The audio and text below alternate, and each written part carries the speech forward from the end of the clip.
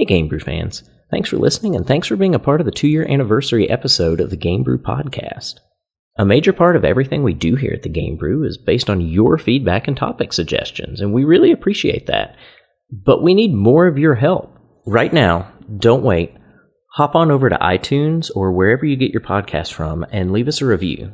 Tell us why you love or loathe the Gamebrew. If you'd like to be a contributor on our social platforms, come on over on Facebook, Twitter, and Instagram. You can find us at The Gamebrew. And at the end of the day, if you just want to hang out, come join us on our Discord server at bit.ly/discobrew. That's bit.ly/discobrew. Thanks again for being a part of the awesome Gamebrew community. Let's get on with the show. Welcome to the Gamebrew Podcast. I'm Matthew McConaughey. And today we're going to be having beer. And we're going to be talking about games. And hold on, let me take my shirt off. All right. Perfect.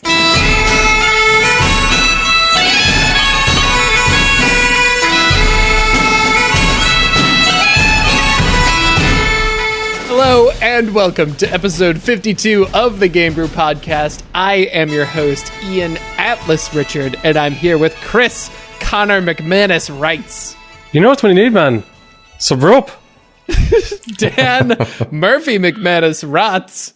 Absolutely. What are you, insane? No, I ain't insane. Charlie Bronson's always got rope.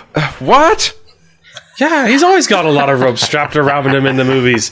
They always end up using it. You've lost it, haven't you? No, I'm serious. That's stupid. Name one thing you need rope for. You don't fucking know what you need it for. You always just need it. What is this name shit? This isn't a movie. How is that right, Rambo? Alright, get your stupid fucking rope. I'll get my stupid fucking rope. I'll get it. There's rope right there. Will Banshee Shell. I don't know who Banshee is in that.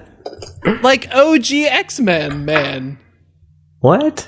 X-Man, You know, man. he like yells sound out of his mouth. I guess we all yell sound out of our mouth. Wait, how does X-Men have anything to do with That the doesn't Boondock help. Saints? It Oh, doesn't. wait. They're just they're all Irish.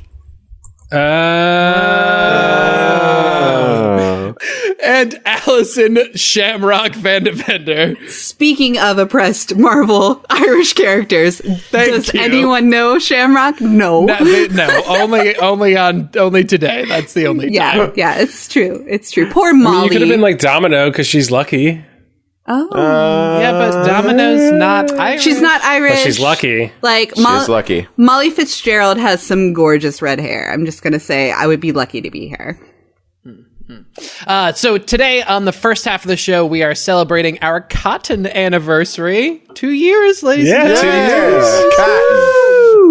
And we'll be doing so by discussing character creation. Get it? Cotton, character creation. And then in Cottons this... and clothes. That's Yeah. right. Thank you for clarifying, Chris. And in the second half, we'll be discussing our evil RNG overlords. But first, it's time for a beer. Chris, what are we drinking this week, Chris? What are we drinking? A plethora of different Irish beers, except for some of us. Me. Like Allison, who's drinking Irish. Irish breakfast tea. Yes, with lots of liquor. I was going to Which say, makes it I feel extra like there should Irish. be whiskey involved. So I'm drinking the Baltimore-made Irish beer, Guinness Blonde. Straight from the factory about, 8 miles from where I Straight am. from the factory.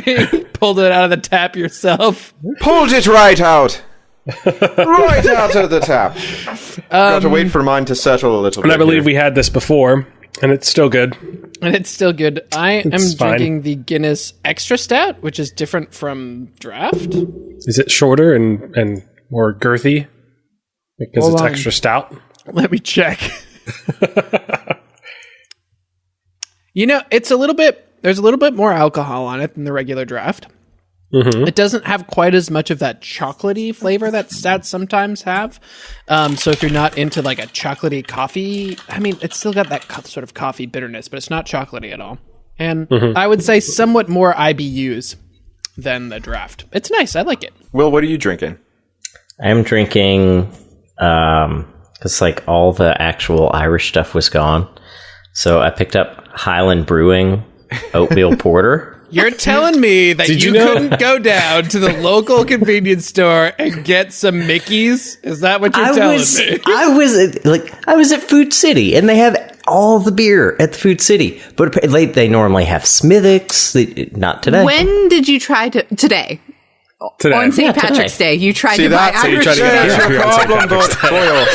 You're not supposed to go the day of St. Patty's. You go the day before. Then you get all your beer there. Day before. Do you know that Highlander, like Highlanders are Scottish, right? Yeah, I know that now. You're a few hundred miles to the east there. But at the time, I did that thing where I was like in a hurry, and I was like, "Oh, this will work." No. However, there is an Irish musical form called a Highland. That's a true thing. Great.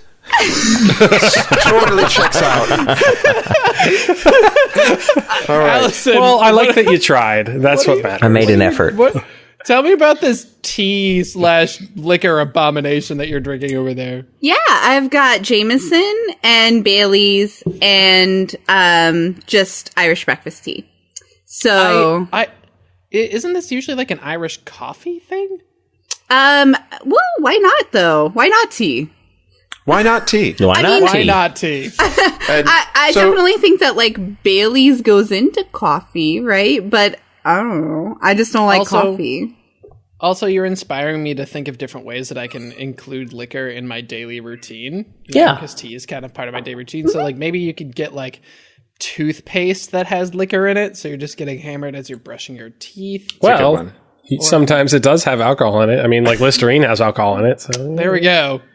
All right. Forget brushing. Dan, what about you?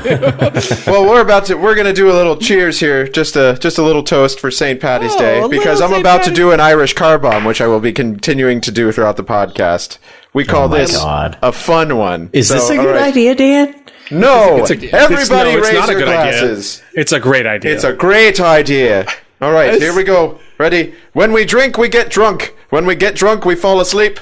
When we fall asleep, we commit no sin. When we commit no sin, we go to heaven. So let's all get drunk and go to heaven. Cheers. Seems like solid logic. Slaint. That's good. I'm good with that. Oh, nice Scottish beer for you. Oh, damn. Scottish beer is good. Woo! So what have we all been playing this week, friends? Division 2. The Division 2. Not the Division 2. I've been playing the Division 2. Ian, what have you been playing? The Division 2. Allison, what have you been? The Division 2 no, also? Still not the Division 2. I'm sorry. Now who's Scottish? I didn't know Scottish was being out of the circle. Apparently so. That's how it is. I also have been playing the Resident Evil 2 remaster, which is incredibly good and way too many spooky pumpkins for me. It is. I like being on Discord with you whenever you're playing it. It's the funniest Did thing you use ever. the Thomas the Tank Engine mod? I didn't, but I strongly considered it. I'd like to sleep at night, though, and Mr. X is frankly less scary than Thomas the Tank Engine. That's one of the most entertaining. If Gamebrew fans, if you have not seen this before, go look up Thomas the Tank Engine Resident Evil 2 mod on YouTube. And we can post it as well. We can. We need to. Yeah. It's excellent. It's good quality entertainment. Fun for the whole family. If we're talking about Mr. X mods, there's also a Mr. X mod that takes off his trench coat to show what he's wearing underneath. And apparently, is it Mr. nothing? X has been hitting the gym, and he is wearing an incredibly fashionable banana hammock underneath. Nice. Sick gains. Sick gains. Sick gains. And then there's also one that removes Mr. X from the game entirely. Well, that's cheating. Yeah, like That's what we refer to as a cheat in the biz. So yeah, that's the thing. Get your Game Shark in. That's basically all we've been doing. The Division 2, I am having a good time with it. Me too. Absolutely. It's great. It's fun. There's an interesting comparison because me and Chris were talking about this because we just played Anthem and we kind of had a unanimous like meh reaction to it. But this is arguably a very similar game, but we're having a much more positive reaction to that. Oh, it's an incredibly... Ian, do you want to describe it for folks who don't know what it is? You're articulate. If you don't know what The Division is, you are listening to the wrong podcast, so just see yourself out. Don't disclose. Wow. Hey, That's not very nice. Some people will be mad. Let's Please try describe this again. Allison hasn't played it. Okay. Why should Allison play it? Rude. The Division 2 is the second entry in Ubisoft's third-person shooter-looter series based on the Tom Clancy fiction. Speaking of shooters... Dan's doing another unspeakable drink. Oh my god. There it goes. Oh, wow. Dan, you have a very relaxed neck when you He's relaxing the jaw. To. That's how you get the pedal notes. That's the only way car bombs go down, man. Dan is just put the shamrock counter in there for number 2. two happy shamrocks. We're not going to make it to the second half at this rate. No. Well, Dan won't. It's a third-person looter shooter, and it's based in Washington, D.C. during the summer/springtime, as opposed to the Division 1, which was based in New York in the winter. And it's sort of a post-apocalyptic thing. And it's good. It's fun. Yeah, it is.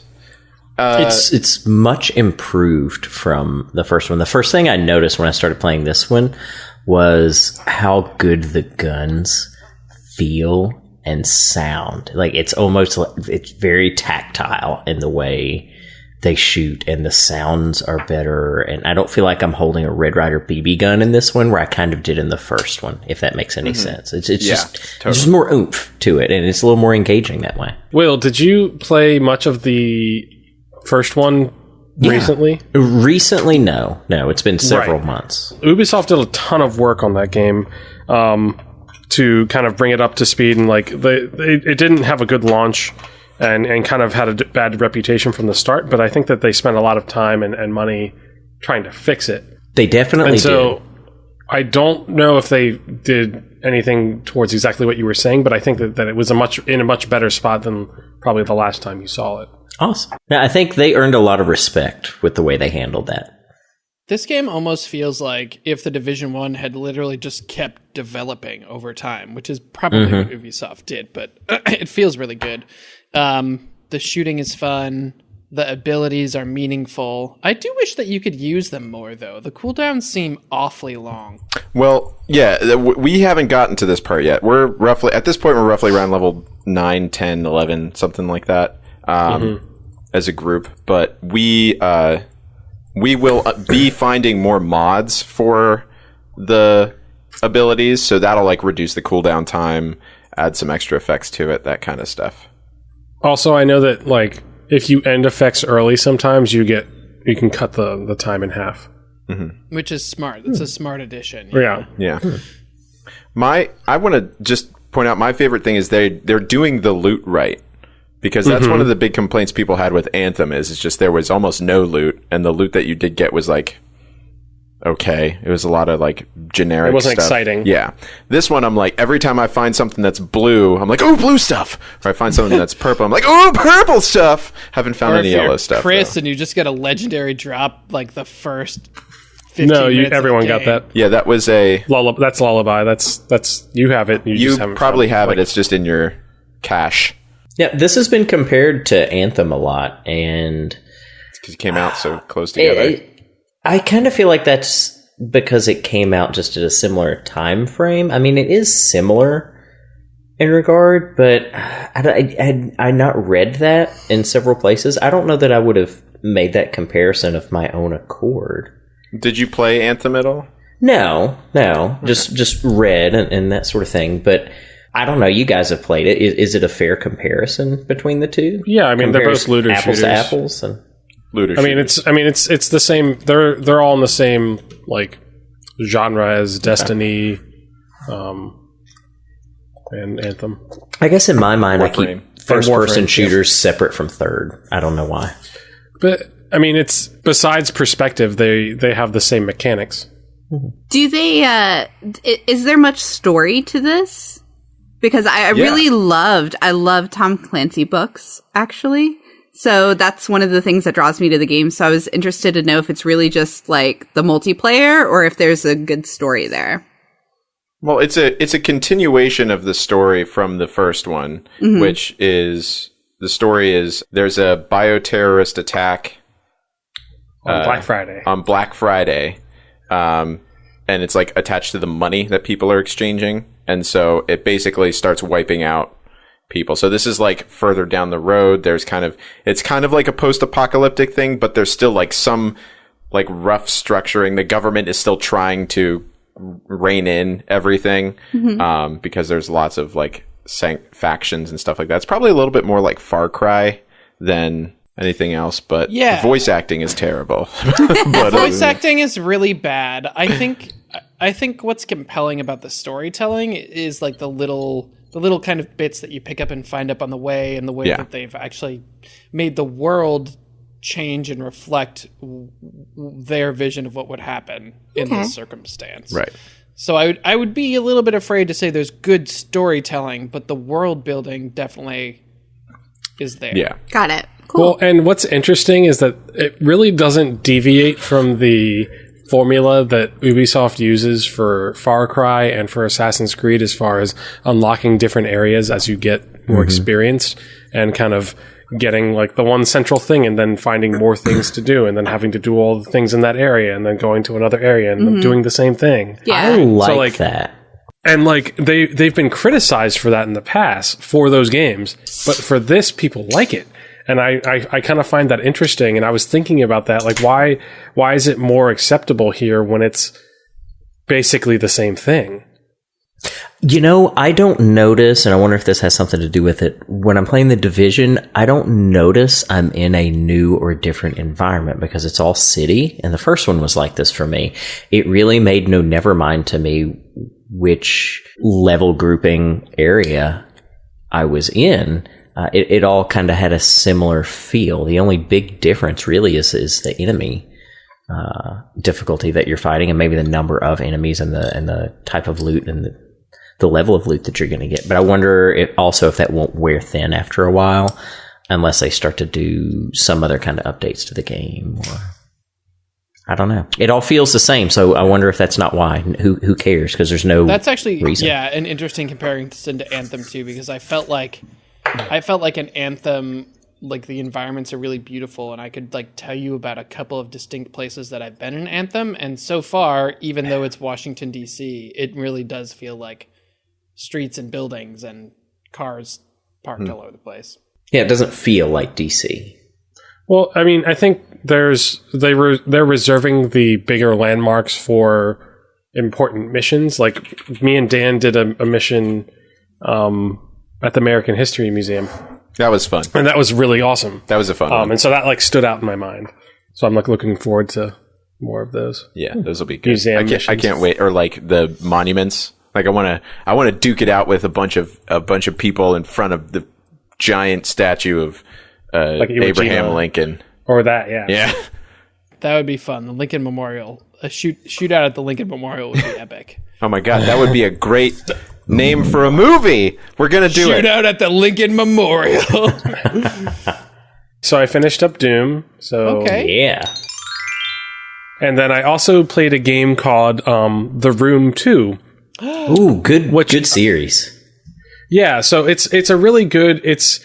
You can play them on mobile, you can play them on Steam, and it's kind of like the way I think about it is like going to, if you've been to a escape room, it's kind of like going to an escape room. So like you're always finding these different clues to unlock different boxes or different things to like kind of progress that way. And The Room 2 kind of also has like a kind of creepy vibe about it too, and I think it had a little bit of that in the first The Room game, but this one more so. But it's just I don't know. They're very addictive and very quick. It only took me 2 hours to play through the whole game, and I think there's a Room 3 that's a little longer now. But I don't know. They're quick and fun, and I enjoy them. They're great. I love those games. I love puzzles. But you finished that too, right? Yeah, I mean, like I said, it only took it was like something I knocked out in an evening. I thought you were going to say that you did it in VR, and I was like, ooh, that's super cool. That would be super cool. There's got to be one like that. So why did you choose to do that on Steam instead of mobile? Because that's a game that I feel translates really well to mobile, despite my angst for mobile. Because I had it on Steam. Okay. Like I've only played it on that platform. I haven't actually bought any of those on mobile. Gotcha. It's one of the 700 games that he has in his library. Yep. All right, so as we already mentioned, and as the math wizards among you already know, since this is our 52nd episode, it means we're officially 2 years old. That's right. Terrible The Game twos. Brew. 24 months. The Game Brew is in the terrible twos. We're ready to start smearing pudding on the wall. And maybe Pudding, stop in drinking quotation marks. alcohol at 2. Yeah, no, probably not. Those of you who are math wizards, but then also strangely knowledgeable about traditional anniversary gift giving will also be aware that the second anniversary... What a cross-section. Yeah. It's a very small subcategory. The second anniversary gift is traditionally cotton, so we're talking about character customization this week, which I think is exciting. Yeah, because, clothes are made of cotton, and you pick Right. the clothes... And it's the fabric of your life. Fabric of your life.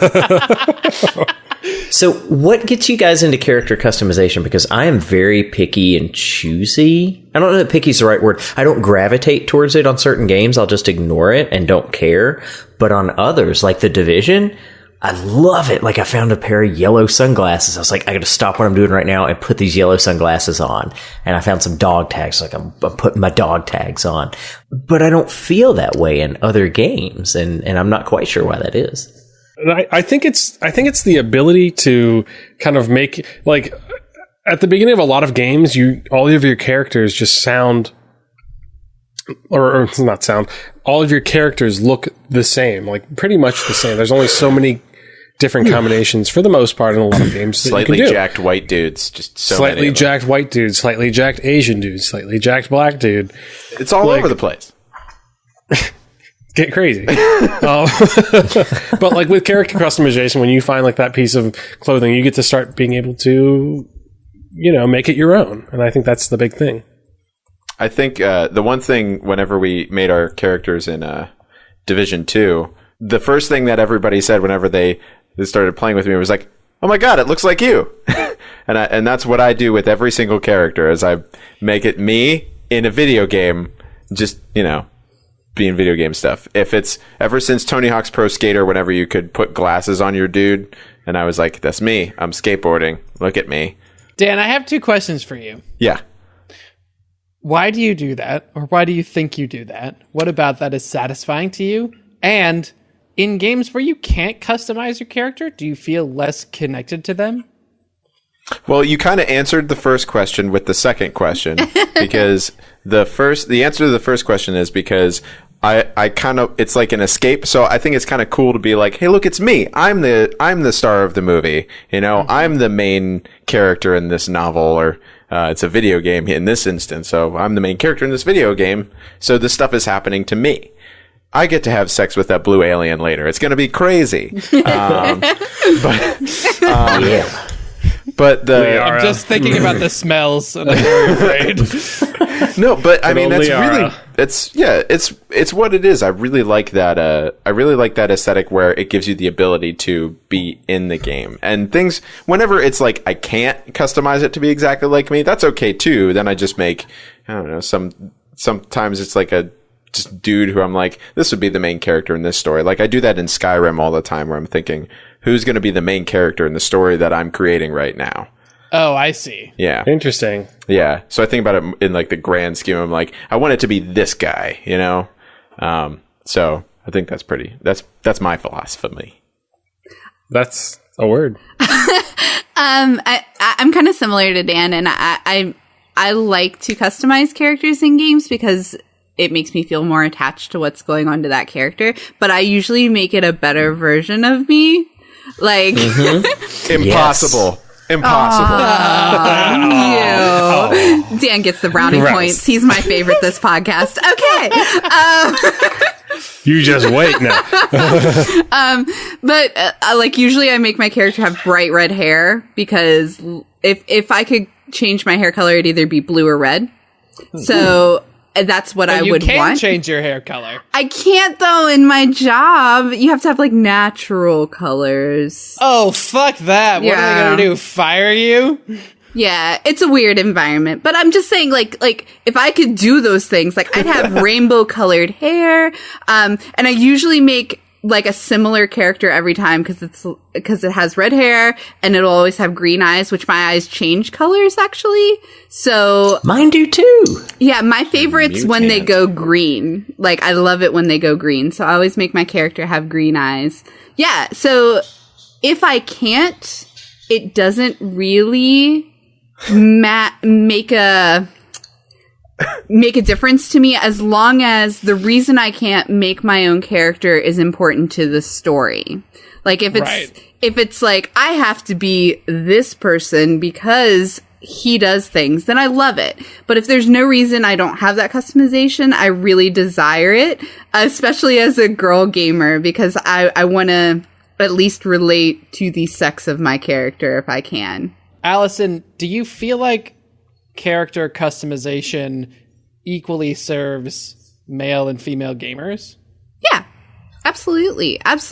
But I do think it's more important to me as a girl than it is to a lot of guys. Like, most guy gamers that I talk to that maybe don't broaden themselves from a specific genre, like maybe shooters. Like, they play shooters, they only play shooters. Or they only play sports games, really. Or things like that. They're not thinking about that factor.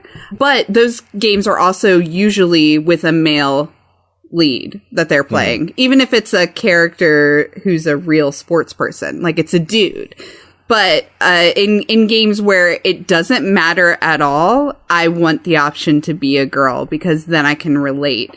If it's a guy character and that impacts the story and there's a reason it's a guy character, I'm totally for it. But it makes me connect more. Got it. When you guys have the option to do, like, a lot of customizations, like in a lot of the Elder Scrolls games and Fallout, and I can't think of another one. I think Black Desert Online, if anyone has played that, like, where you can really, like, dig down and make, like, a very custom character. Do you spend a lot of time on that? Pillars or do you just kind of wing it? Like, just an open-ended question. If the character doesn't have scripted lines and has kind of that Link type thing going on where there's really, like, you are the character, I find that I get a little more into the customization of it. But if the character, especially if there's a voice that they have, I don't get into that nearly as much, if at all. For example, in the Mass Effect series, you don't mess with the character customization. They have voices that match those faces, and like, that is Commander Shepard to me. Anything else doesn't make sense. None of the other faces make sense. That voice fits that face in my mind. You don't like FemShep?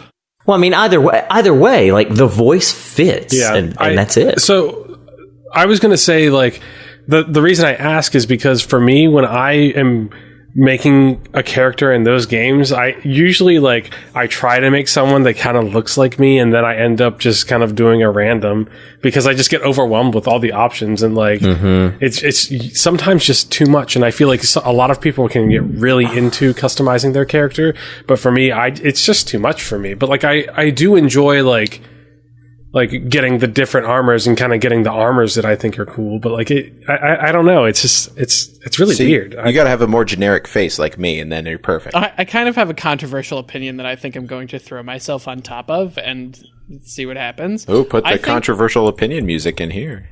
Here we go. I think that generally character customization at the outset, where you're making your character before you ever start playing the game, is generally not helpful.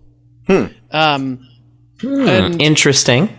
And the reason, I think, is that outside of being able to select a very few things, usually if there's a strong narrative, or even like a strong world that you're living, or a strong story that's trying to be told, that narrative is enhanced by having a specific character who grows and develops through that narrative. And if you're able to if you're able to be anything, if you're able to start as everything, then it makes it really hard to craft a narrative wherein a character grows and develops. Like, at the beginning of Mass Effect, we have Shepard, who is basically like a hardcore military politician badass. And at the end of Mass Effect, we have Shepard, who is a hardcore military. You know what I mean? Like, Very little the breath. circumstances surrounding them have changed, but nothing about that character has evolved over time. And I think that's a failing that video games have. Okay, so I definitely get that. And again, with story-driven games where it's important that character is that character, I'm down for it. But let's talk Morrowind. Yeah.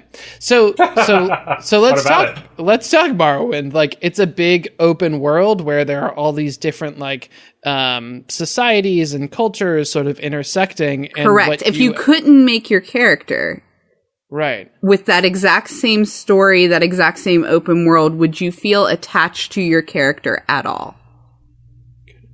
I feel that's what I'm saying is I feel more attached to characters that are sort of like pre-made for me. Right. So there was a pre-made character for that specific like game where there's no real purpose in your character being pre-made, I guess, is what I'm saying. Wait, what? Would you at all feel attached to your character? Because in Morrowind, I wouldn't if I couldn't make my character.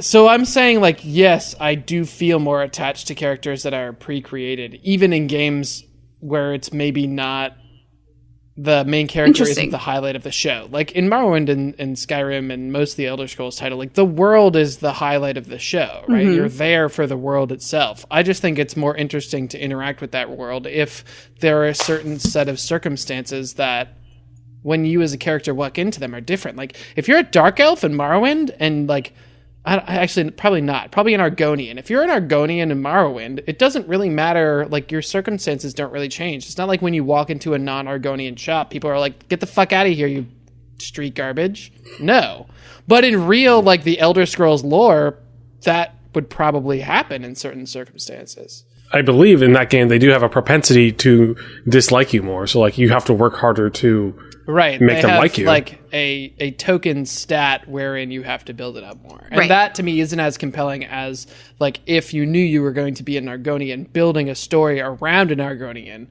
And a world around an Argonian, right? It would be interesting. It would. That sounds technologically like almost impossible. It would just it's not difficult, like not impossible, but just like the development time to do that would just the scope, especially of the scope of that game, would just hire like 7 more writers.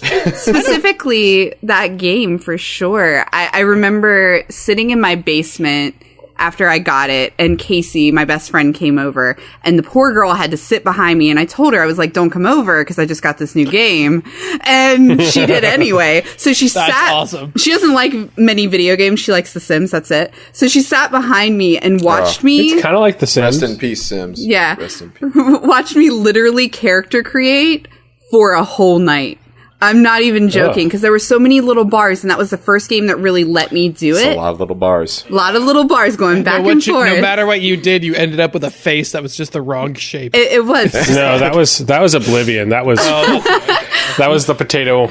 You could just be a potato. You could be me in Mass Effect and accidentally turn yourself Asian. I don't know how I did it, but I did it. But, like, I just remember playing with my Dark Elf. I just wanted to make her perfect. So, and I cared so much about that character in a way because I created her. And I guess that's just the difference in play styles. Like, it really mattered to me how she looked. And I literally spent a whole night doing that. Started the game, went to a save point, and did nothing else the rest of the night. So, I don't know. Right. It could be. I also, like, I don't find myself trying to put myself in the game. Like, I want to interact with the game as, like, myself thinking about what that character is going through. So a lot of times I'll try to play characters that are unlike me in order to create a circumstance where I'm thinking about different perspectives. So, like, I almost always play female characters in video games just because I'm not female. I find that interesting. Interesting. So for you, it's about, and I agree with you. I like to escape because I'm a boring human being. There's nothing exciting about Will Shell in day-to-day life. True. I can attest. You're okay. I can attest to that. And we've talked about this before in the episode of Why We Play Games. A big part of it is escape and living that other life. And for me, that's being another person. But it sounds like you take that as far as you can possibly take that, and you want to play as another sex or another race or in your character customization. Yeah, I'd say that's about right. Okay. Interesting. Do you find that makes the immersion better for you? I think it's a very hopeful experience, or it's a very like I'm hoping things are going to be different this time, but it's all the same. It's all the same. Yeah, it's all the same. If I could make Kratos be a skinny white dude with glasses and play God of War like you would do it? I would totally do it. See, I wouldn't do that. I doesn't love matter. that. No, see, to me it doesn't matter because then it's me, and I'm like, I'm in there. It's me. I'm in it. But that's like a great example of what I'm saying, where like Kratos is actually incredible character customization. That character is customized for the world is customized for him. Yeah. They interact together in a really great way, right? And there's things that you know about Kratos that you as a human probably wouldn't do, but Kratos would do, and so he feels compelled or has to do them. Okay. I feel like Dan's on one side of the spectrum, Ian's on the other, and I'm literally smack in the middle because I have reasons for both. But yeah, no, that makes total sense. I think Chris is there somewhere, and Will's just old. Chris, you played No. you played Dragon's Dogma, right? I did. So, were you aware? And I've never played Dragon's Dogma, so I don't know how much of a thing this is. But were you aware that in Dragon's Dogma, the size and build of your character affected your speed and carry? I'm not sure if I knew that. That game had a really good customization option, and it also allowed you to customize your. So it had a system with pawns, which is basically like a companion that you can create. That can be also hired by other people playing the game. Mm-hmm. So that's like kind of how the interconnectivity worked. Right. I just thought it was an interesting concept that as part of the character creation, when your character was a certain way, if you were bigger and taller and like buffer, you could hold more inventory. And if you were smaller, you were more dexterous. You know, you can like move around a little bit quicker. I think that's a really interesting way to do. And it's interesting because like usually you don't expect to have your stats connected to the way you look in video games, which is kind of counterintuitive because you would expect like in the real world, like if you're a fat guy, you're not going to be very dexterous. Like, exactly. Like whereas in a lot of games you can have like a guy that's like really fat and super just rolling all over the place sometimes. Speaking of dexterous, 3. We're gonna lose Dan at halftime. Eliminating dexterity, one drink at a time. It's like chocolate milk. It's great. It's kind of funny because like in a simplified version, Mario Kart was like that. If you made a Mii, I always wanted to play as my Mii in Mario Kart, but I'm short, so I had a tiny little Mii. So my character would be considered a small character, and you know how the carts interact differently with small characters. I actually like Bowser's cart can knock people farther. Right. So I didn't like the way small characters interacted. So I actually went and customized my Mii to be an average height, which I'm not, just so I could play my character and not be a tiny character. You know, one of the early games to allow, I don't know that I'd call it customization, in terms of your character having particular abilities that are different from other characters, was Mario 2, that weird-ass Mario that was supposed to be a different game. I was just playing Mario 2 the other day. Well, then you know what I'm talking about. Like, certain characters, and I forget which, can jump higher. Some can run at full Peach speed. had like a floating jump, and Toad was super strong, and And I think that's cool. Cool. That was kind of customization before customization was a thing. Definitely. I was also thinking about, everybody played the original Fable game, right? Yes. Yep. And one of the things that I loved about the Fable game and that I love about customization is when customization happens as a result of the things that you do Your choices. or choose in the game. Yeah, so one that of the was great cool. things about Fable was like if you got like hit by if you got killed by an enemy and it was like a strong enemy, they would leave a scar on you from where you got hit. And sometimes it was changed, or like depending on your choices and your morality, like different aspects of your character would change. You get like a halo or horns or whatever. Yeah, KOTOR did that too. And yeah, I think if you became more made more bad decisions, skin you would turned become gray, and you got you would be bloodshot, a little messed up. Yeah. And you'd be like unlimited power, you know. So I really like it. Even like I think what it is for me is that I'm more concerned about the arc of the character than I am concerned about how much the character resembles any certain thing. Like, and the fact that my choices would change something about that character's appearance makes that character more real to me. Yeah, no, that was like the Fable series. That's why the Fable series was like one of my favorites, and I played it for so long, was the character did change with my story. And there was like a butterfly effect to it. And that was one of the coolest things. And I know when I would do something that would change it the way I didn't want, I got really upset. So it was one of those things of I was super invested in that character and what happened to it because of my choices, which was really cool. I have a question. Mm-hmm. Yes. You guys talked about character customization in Morrowind, and I didn't really play a lot of Morrowind, but I do know that Morrowind is a first-person experience. I don't remember if there's a third. Okay. Well. How many of you who played in the first person bothered to customize your character? Because that would be strange to me because you never see them. I did it all the time. Why? You never see your character. Just because you know. Because you know. Whenever you're playing it, you know that you're playing as that thing. Okay. Just like I look in a mirror once, I know what I look like. I don't have to, be looking at myself constantly to be still ugly, But you never get to see it. If I recall correctly, in that game, you could also, like, when you went to put on armor, you would see yourself. Yeah. Yes. Yeah. You can so you would see yourself occasionally. But I also played in the first person, but really customized my character and cared. But it was more like a book thing. Like, I read books and would imagine my character, and so I had that character in my head when I was playing this game, no matter what, because there was that character that I had already created, and it was important to me. Okay. Cool. So the closing question I would like to ask, because it's our cotton anniversary, is which piece of the armor set is most important to you and why? Ooh. Shoulders. Chris, why shoulders? Because it's the most prevalent piece. That's the piece that makes you look like a linebacker or look like someone soft. By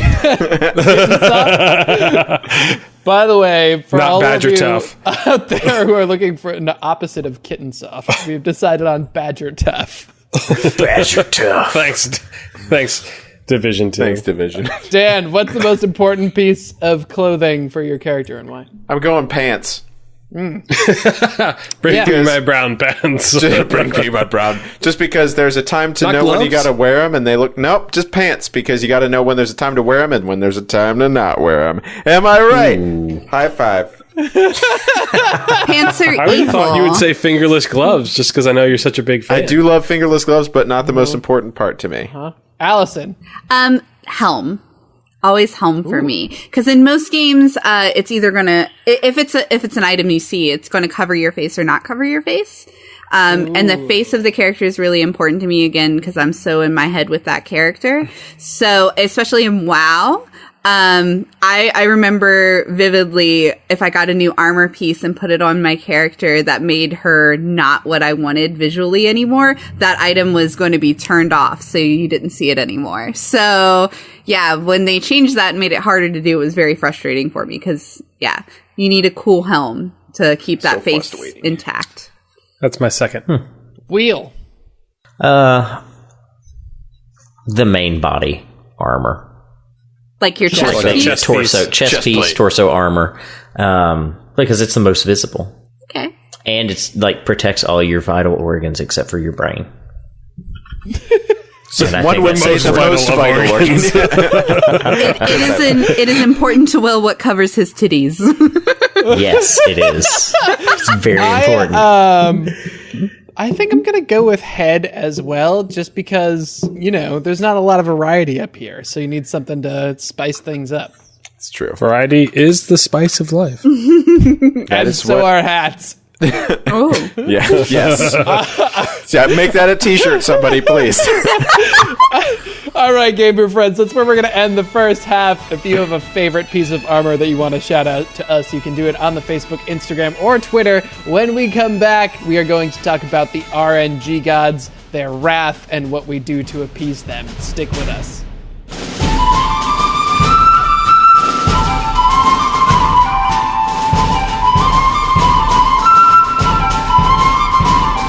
Hello, and welcome back to the second half of the Gamebrew Podcast. It's St. Paddy's Day. We're drinking. What are we drinking? Oh, fuck. We're drinking Oh Fucks. We're drinking. That's a very Irish drink called an Oh Fuck. We lost it. It's the Irish version of the American drink, fucks. The Oh Fucks. So, my beer just overflowed. I tried to inhale it. That doesn't work whenever you're trying to stop a beer. That's the Oh Fuck. Dan, how many Irish combination beverages? How many Happy Shamrocks have you had? Thank you. I am 3 Happy Shamrocks in. If you give me a minute, I'll be 4 Happy Shamrocks in. Okay, well, while just you're one doing exactly that minute. Well, Chris, what Irish beverage are you drinking again? Regular Guinness Blonde. Guinness Blonde. Is it better than any other blonde lager out there? No, but it's the most easily accessible. Yeah. Okay.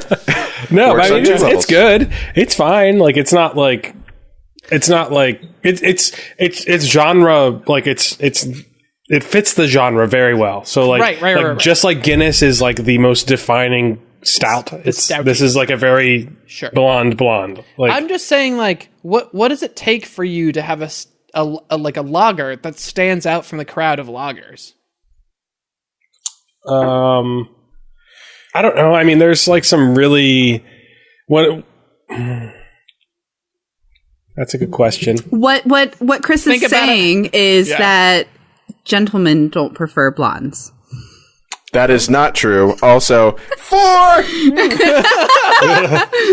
Oh, he's playing golf now. He is playing golf now, which is a Scottish sport, unfortunately. So it is. No, fortunately. It's getting harder. No, guys. that's a really good question, and I think that like if you had a lager that really stood out, it would be very like genre defining, I guess, but also just bringing something new to the table as well. This doesn't really bring anything new to the table, but it's like very like when you taste it, you're like, oh, yep, that's a blonde. I would like to prefer that we to propose that one day we do like a lager fest and we just drink a million different kinds of lagers and try to figure out what's the best. I don't know if there's a million different types of lagers to try, but we can do that. Well, all Dan can drink is Yingling, so that's true. I live in Pennsylvania. If you say, can I have literally, you go to a bar, you say, give me a lager, they give you a Yingling. That's how you do it here. Gotcha. My oatmeal porter, my Scottish oatmeal porter. I don't know what accent that was. Scottish. That wasn't not Scottish. Hold on. No, Will, here's how to do a Scottish accent. Are you ready? So say great. Great. Now say duck. What? No, like duck, but say duck. Duck. Yeah, now say great duck. What words are You're these? saying the word great duck. Just say it. Great duck. Great. No, but say great. Here we go. Great duck. So you just great. What is wrong with you? My beer is good. It's chocolatey. Say it. I don't understand what I'm supposed to be saying. You're just talking about a great duck. It's the first thing you say whenever you're trying to do a Scottish accent. Also, you could talk about your fate. Your fate. I like change your fate. Anyways. I like how we'll Brave. set them fine separately, but then when you put them together, it was just like, whoa. It was like, dude, check out this. I spelled pen 15 on my calculator. Can you say it? And Will was like, no, I'm not into that. Yeah, exactly. Oh, it's good. Okay, sorry. I'm done. Okay, so the second half of my beer's good and there's chocolatey tasting things in it. Moving on. Would you say it's good or that it's great? It's great. I would say it's adequate. We don't have a word for that in Scotland. It's either Either great or it's shite. Yeah, it's shite right off that. Oh my god. My face Wow. Have another drink, Dan. Okay, sure. Why not? Let's try to bring all this randomness back together, sort of congeal it, and talk about randomness. So sometimes randomness in games can be fun, right? Working toward an epic loot drop or trying to get that one very specific item can be really exciting and a great motivator for a game. But we've also kind of figured out ways to game the system when it comes to randomness. So, randomness in games, is it positive? Is it a negative? And what are some strategies or superstitions that we use? Let's start with superstitions, actually. I love this. Why are we superstitious about games? This is the silliest thing I've ever heard. So for me, I think about D&D specifically with that because... Me too. Because, yeah. And I feel like that's the easiest one to go to with this because there's something really physical about it. Because I have bought die, and like I'm a visual person, right? I walk in there and I look at them forever, and I pick the ones that speak to me because I like their aesthetic, and I'll take them home and like. You know, I've had them for a while, and we play with them. Is that your philosophy with men as well? I need to... absolutely. You'll take them home, try them out. I need to find their aesthetic, so that's... Yes. So yeah, you got to try them out before you decide if you like them, and... Facts, folks. I'm sorry. Yeah. Sometimes you try them at the store, sometimes you try them at home. If you haven't been single in a while, this is what single life's like.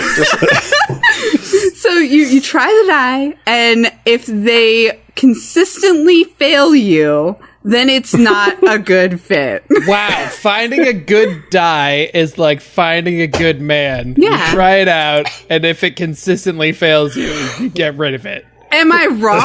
Yeah, but you do give it like 6 or 7 tries before you give it a shot. Get rid of it. You give it a shot. You give it a shot. You give it its due moment. And you could say the same about relationships. You wouldn't go on a 7th date with something that doesn't work. What if you have a die? Let me ask just a question related to nothing, apropos nothing. Mm-hmm. What if you had a die that was consistently like fine, but you weren't really, like, you just didn't feel any connection with it? How would you manage that? I would use it, but, like, it wouldn't be my favorite. Yeah, I wouldn't love that die. I would be trying to find my perfect die. And I would probably date it for 2 years and then realize it's not a good fit, and then we fall apart. Is die superstition a real thing in D&D? Oh, yeah. dude, absolutely. So much. Yeah, What makes you what makes you superstitious about like a particular die? Because I just the rarity that I play, I just use my phone. Okay, thing. So I'm a dungeon master. Chris plays Dungeons and Dragons. Ian has played Dungeons and Dragons. I played a lot of White Wolf games. Yeah, you played a lot of that stuff. Allison, you play Dungeons and Dragons too, right? Mm-hmm. Yeah. So it's this weird superstition that happens because it makes no sense. Like, it is numbers. You're rolling dice. It's a gambler's fallacy. Yeah, but it's like you have so many different colored things or different. Like I have a gold die, I have a red die, I have a blue die, I have a black die, and whenever you throw each one of them, you keep track in your head like this one has failed me this many times. So there must be something in that dice that is making it not work the right way. And then it goes in the trash can. I would never throw away dice. I would just give it to my worst enemy. So I got my superstitions from playing a lot of Warhammer and Warhammer 40K back when I was in high school. And so, like, I would do this thing where Well, first off, I'd like to play armies where I would, like, if I had an attack, I would be just throwing ridiculous amounts of dice. So, like, I had one unit that would be like 15 people, and when they charged, they got like 4 attacks each. So I'd be throwing 60 dice for this one unit when they attacked, and it was really enjoyable. Awesome. It was one of the most satisfying things. It was Space Wolf Blood Claws when they charged. It was great. That's amazing. And shout out. Yes, shout out to all my space puppies out there, my space pup friends. But I would, when it was like not my turn, it was my opponent's turn, I would always put my dice, I would line them up, but they would all be on 6s because that's what I always wanted. And I felt like, I don't know why, but like in my head, I knew that if I charged the 6, that it would do better all the time. Like I got to charge my 6s, I charge my 20s. We call that in California manifesting. You're manifest your destiny. Exactly like when you see your outcome and it'll happen. Exactly right. That's exactly right. Yeah, so I like to think it worked. So do we have similar strategies that are associated with video games? Like, is there something about like the way you open a loot chest or like when you crack things open that's important to you? And if with Pokemon, not, why not? Interesting. With Pokemon, I know I don't know if this was true, but I remember hearing when I was a kid, if you hit the A button and the down... Yeah, totally doesn't do anything.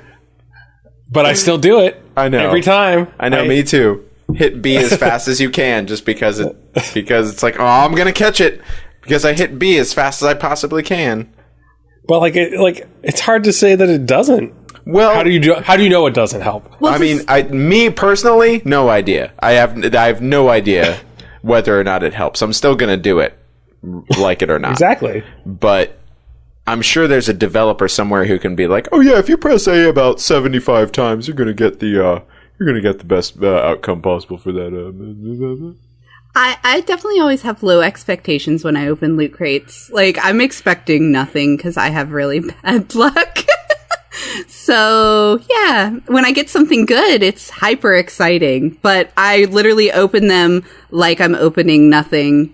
No big deal. The more that we talk about this topic, the more that I feel like randomness is just a mirror wherein our individual personalities are reflected. So like Allison is inherently a pessimistic person who has very low expectations. I'm not saying it's a bad thing. Who has low expectations so that whenever something good happens, she feels good about it. Whereas on the other hand, Chris feels like he can affect the outcome of things by preparing in advance, and therefore he plans for things to try to make sure there's a good outcome. This is an audio medium, but Allison just gave him the finger like so hard. No, it's true. I'm a super realist, which makes me very pessimistic. And Will is very like logical and like that's why he doesn't understand this topic. I'm just an optimistic puppy. What I do, I don't know that I would call it luck, but to me, it's just like a thing I do, whether I need to or not. I play a lot of shooters, and I can fire one bullet out of that clip, and I am reloading, period, because what if I need that one bullet to finish off whatever I'm fighting. And I'm very OCD about that and very superstitious. I don't care if it's 100 bullets in a clip. I can have 99 and I have to reload. It hurts to not hit R and reload the gun. So this sort of like speaks to things that we do to manage the randomness in the games that we play. So like, in terms of not trying to cheat the random number gods, because we would never do that. No, we would not. Don't. But trying to perhaps mitigate their wrath. Like, what are things that we do to sort of turn the odds in our favor? Back in the day, what I used to do to try to mitigate that randomness was I would go back to the save point. If I didn't like what happened and you couldn't undo it, I'd just shut the game off, go back to the save point, go back through, and try again. Oh, that's just calling a mulligan. Cheating them. That's a mulligan. Save scumming. So, I mean, because what else can you do? Because you're within the confines of the game, other than like equipment and stats. what can you do to actually... So there's very little that's within your power. I want to tell you about, there's a game by From Software I don't want to really mention, but I'm going to talk about... there was a boss... About Demon Is it Bloodborne? Souls, Dan? You're talking about Demon Souls? No, Bloodborne. It was a game similar to that. But in it, there was a boss it was Demon Souls-like. There was a boss I was trying to beat over and over and over again. And every time I was getting more frustrated and more frustrated. And I was like, you know what? So what I figured out, and this is what happens now with me with all boss fights, because as I was playing it, I was like, oh, I'm gotta beat it. I gotta beat it. I gotta beat it. And the last time I did it, I was like, you know what? It doesn't matter if I win. Oh, no, it was in God of War. I'm so sorry. It was in God of War. Was it the Valkyrie Queen? It was the Valkyrie one, because what I was doing is I was saying it was number one, hardest boss fight I've ever had to play. Like, honestly, hardest boss fight. A lot of those Valkyries are fucking hard. Yeah. But I don't remember the boss fights in God of War being that hard, but please. Did you do a lot of the Valkyries? I don't remember what those are. So you'd remember them. But what, I remember. You play God of War, the new one? No. Oh, that's you got to play the new one.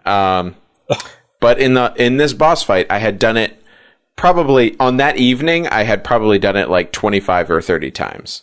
Oof. It was a rough night. But the last time I was sitting there and I said, you know what?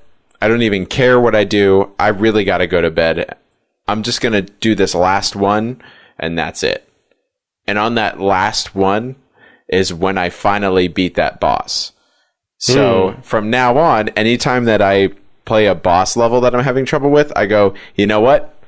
This is the last time. I'm not going to do it after this. Do you think that affects like some sort of like gaming? Like, do you think that affects the random number gods, like the way that they do different moves in succession, or do you think that affects the way that you fight? I think the way that you do things in your like. I think it affects me in the Matrix style, like Neo learning karate sort of way, where he like figured, like he's just like, I know kung fu, and he's just like, like that's what it, like I'm just naturally doing these things because I've done them a bunch of times. Mm-hmm. So if I don't think too hard, then it makes me be better at what I'm doing. I think there's a book about this. I think it's called The Inner Art of... Is it The Art of Motorcycle Maintenance or something like that? Oh, God, no. The Art of Motorcycle Maintenance is not at all about motorcycle maintenance, but it's great. It's fabulous. See, I would just call all of this luck. I would argue that it has nothing to do with... That's what RNG is. Yeah, the random number gods favor you, sir. And they hate me. But I wouldn't call this like actively managing something. I would call this just... But it's changing your perspective to manage the way that the game is affecting you. I would call that managing your own emotions, though. So here's the thing, though. Sometimes with luck, we look at luck like it's like a closed system, right? But the thing about luck is that it is really random. You make your own luck. And inside randomness, you can change the parameters. So one of the things, I think Chris actually brought this up, but this is totally a thing that I used to do, is when I first got my PlayStation 4, what was the new Battlefield game? I think it was Battlefield 3 that came out for PS4 at the very beginning? 4. Or 4? Okay. 3 was on PS3, 4 was on PS4. Anyway, it was like that makes sense, first right? big shooter that came out for PS4, and I was playing it really consistently, but I would only play it in the morning before I would go to work because people were worse in the morning and I could get higher levels and more kills. And then in the afternoon, when all like the middle schoolers and high schoolers with hella fast reactions were on. That's how I felt when playing PvP in WoW. Like, I could have sworn to Christ that the Horde did better in PvP, and I don't know if it was just me being unlucky, or like maybe like the Horde would do better in PvP from like 8 to midnight, but then Alliance would do better from like 1 to 3 because like all the kids had gone to bed or something. I don't know, but like I swear to God that there was a pattern to how PvP worked in WoW. And I do the same thing with League. Like, when I play League of Legends and I do my ranked games and I'm doing them solo, I'm really convinced that like at 11 and on, I'm going to do better. But the reality is, like, I think the kids are going to bed. But there are tons of time zones that's probably not affecting as much as I feel like it is. But I perform better potentially because I think there are less children that I'm having to play with. Right, and don't forget that a lot of times servers are regionalized in time zones. So like, yeah, potentially. You're probably playing on a US East server, which means that all those US East people are going to bed. Yeah, possibly. US East kiddos have bedtimes at 10 o'clock. So. Yeah. That's why I don't play Call of Duty on weekends.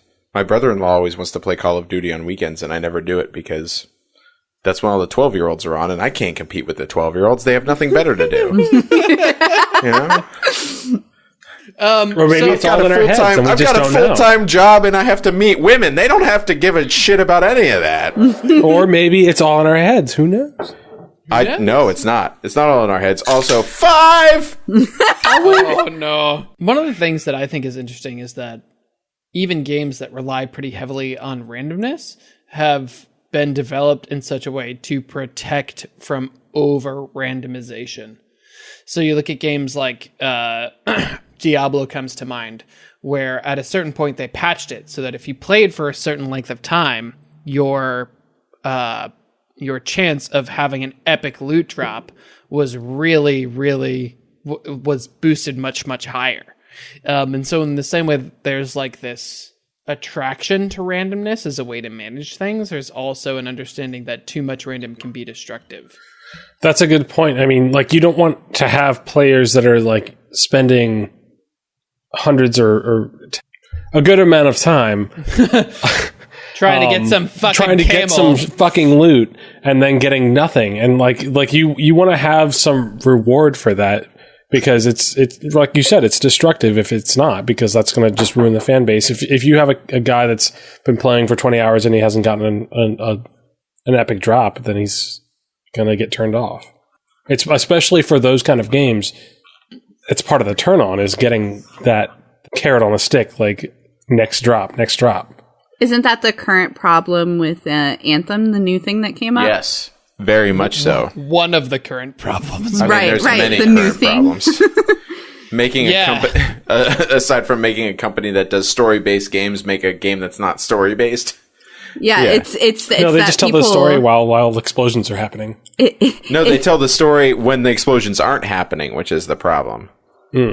It's like the people have lost the faith in that game even further because of the RNG system, and they've seen it and they've noticed it, and that's another failure point that's really important to them.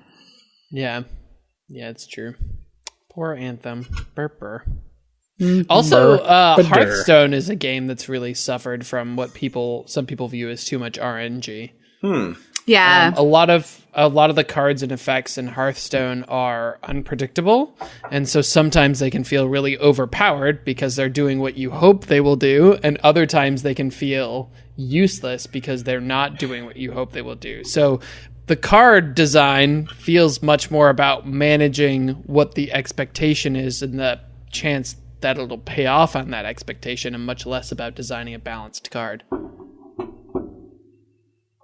It's like balancing your feelings about the card more than it's balancing the actual effect of the card. Well, in card games in general, like, there's a whole randomness to them, just because, like, you're never going to get the same hand every time, and you're never going to play the same opponent every time. So, like, there's just so much randomness. Like, how do you, like, Ian,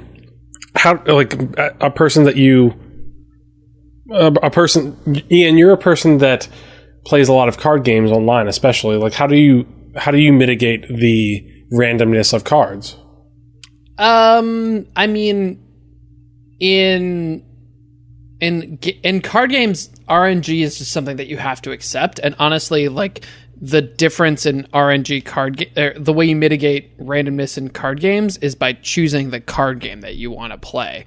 Like, if you really want to fiddle around with RNG, you play Hearthstone. But if you would rather there be a little bit less randomness, you play Magic, or you play the Elder Scrolls game, and those or Gwent actually is an even better example. You play a different game.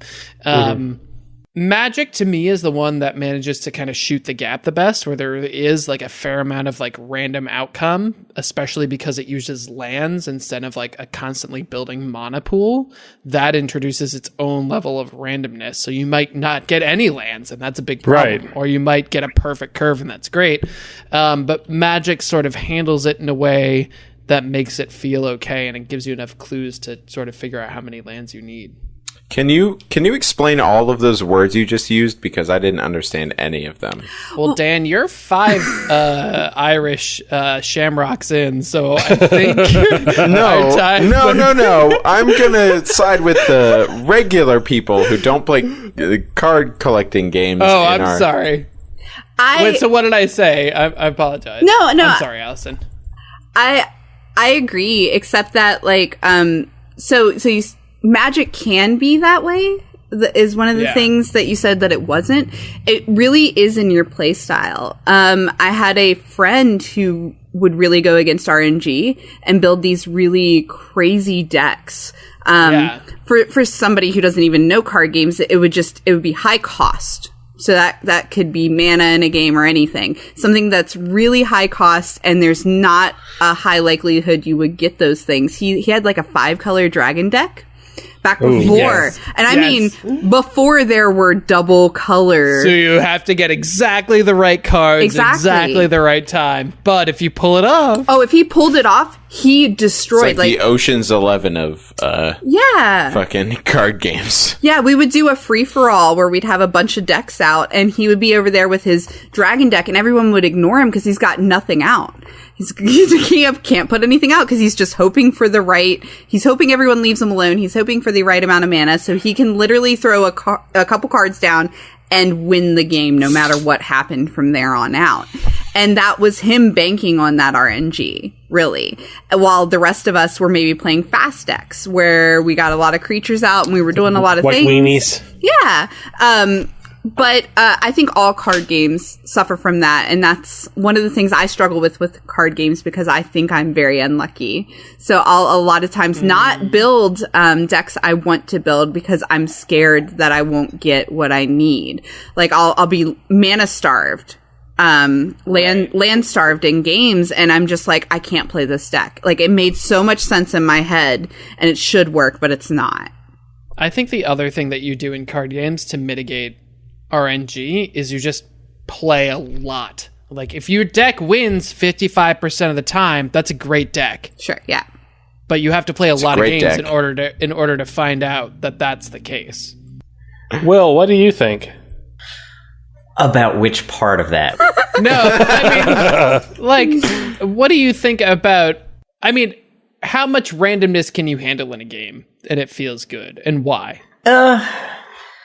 Will doesn't feel like I think Will wants no randomness. That's my. I don't think of much of this as randomness. I mean, CCGs have inherent randomness, but beyond CCGs, I really don't think of anything in games as random. I mean, I'm intelligent enough to understand behind the scenes that there's like a randomizer for like, you know, is the NPC's hitbox going to connect with my character when they shoot at me? But I don't think of it as random. So I suppose I can handle a decent bit because even with Magic, it doesn't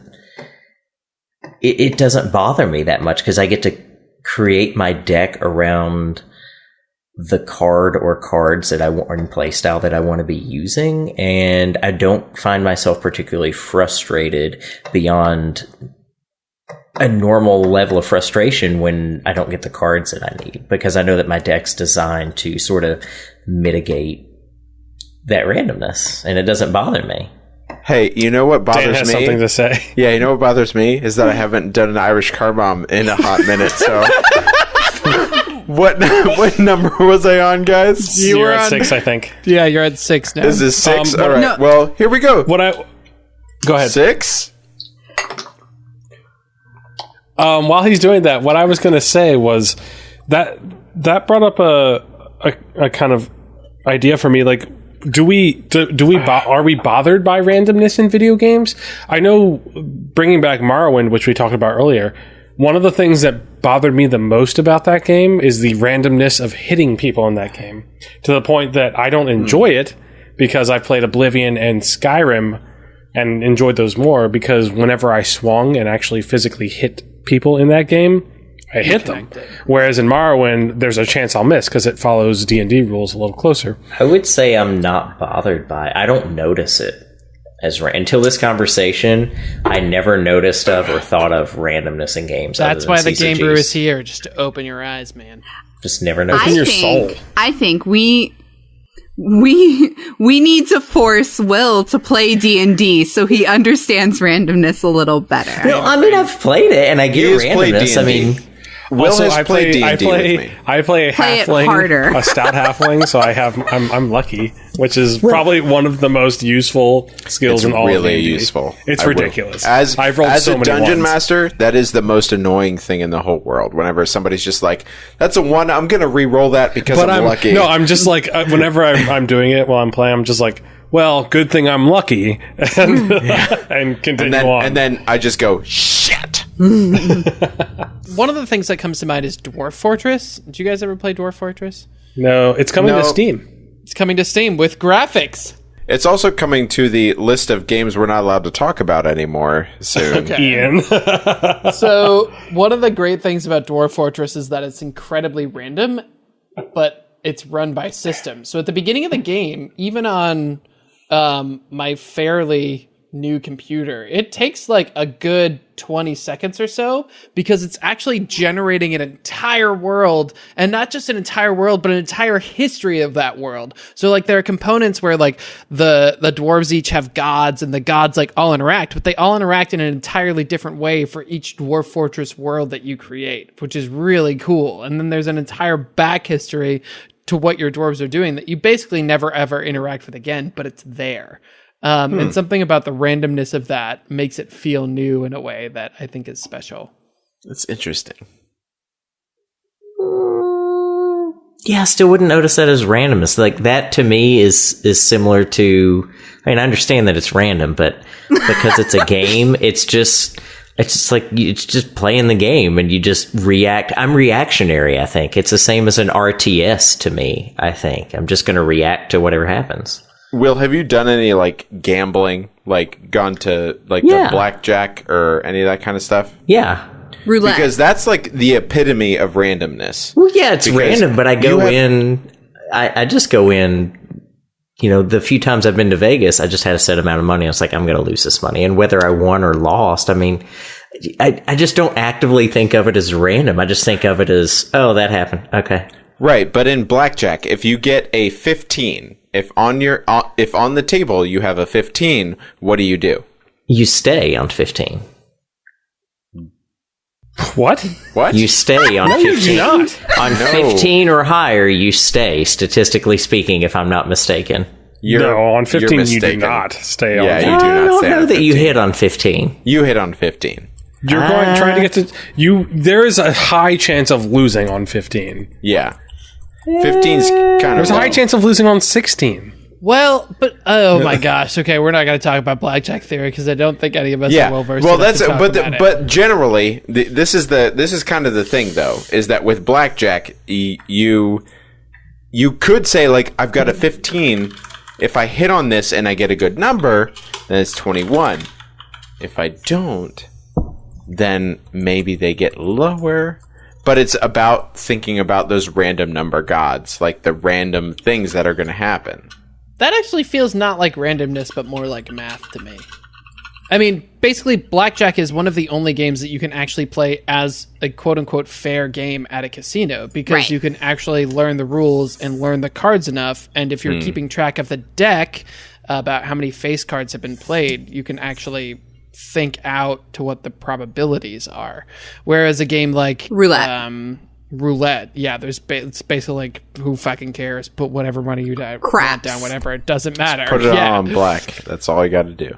Yeah, I'm an RNG atheist in the context of this conversation. I mean, that's pretty clear. Yeah, you really. Allison, what about you? Are the RNG gods in your favor? I make my own luck. Absolutely not, and I do everything I can to make it so.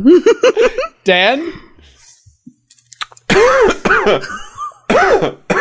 Darren's drunk. Chris. Well, Dan's upset then. No, seriously, I had the cough. Me and the RNG guns are in... The RNG guns. Start over, Dan. No, I'm Start over, drunk. Dan. You know what? Just go on. It's fine. No, Dan, tell us about the RNG guns. I believe in you. You can do this.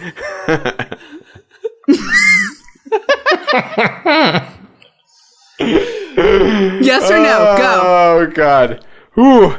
Me and the RNG gods are on point because being a dungeon master, me and them were like, we're like this. I'm crossing my fingers since it's not a visual medium. So. Okay. So you're close to them.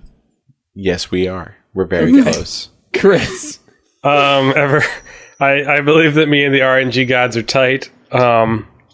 They've given me a lot. I've given them a lot, I think. We're on good terms. All right. Well, I think that's where Looking we're going to end it this week. We're not going to take probably wise. We're not going to take any more chances, so to speak, with what Dan has to say. We're just going to call it, if you have a story about the RNG gods ruining your party or about making a significant sacrifice, you can hit us up at the Game Brew on the social medias. I think that's it for us tonight. Say goodnight, everybody. Good night, everybody. Good night, everybody.